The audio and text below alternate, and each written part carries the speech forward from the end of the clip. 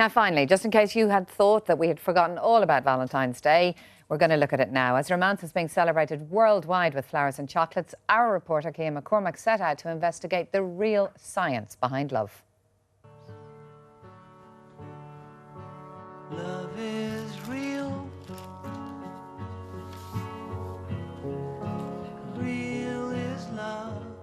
Joe and Lucy Lane are still in love after 50 years. They met rehearsing for The Merry Widow with the Rathmines and Rathgar Musical Society in Dublin in 1961 and were married the following year. We met in rehearsal and had, as I often felt since, a rather public business of falling in love on stage, and by the end of that, I think you could safely say we were an item. Unselfishness, I think, is one of the great key factors in making any relationship work. And I think the love factor grows and grows. It has a peculiar way of growing over all of the years. You may not know it in the beginning, but that's what happens, and that's what keeps things going and keeps people together. Love has been immortalised in popular culture.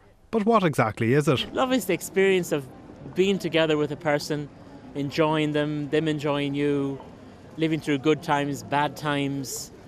Love has been full of surprise and waking up to every new day. Love for you?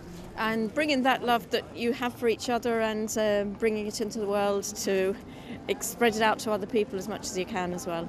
That'd be important.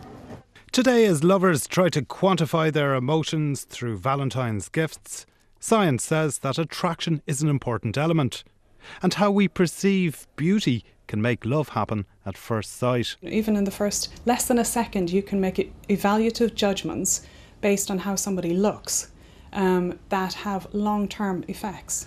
It all depends on their visual characteristics, their auditory characteristics, how their voice sounds, for example. That activates regions of the brain that we know are implicated in pleasure, etc., or are implicated in reward value, if you like. So this is the Strogatz 88 model, and in it there are two protagonists, Romeo and Juliet. Last year, scientists in Holland developed a mathematical model to show that couples can actively promote stability in relationships.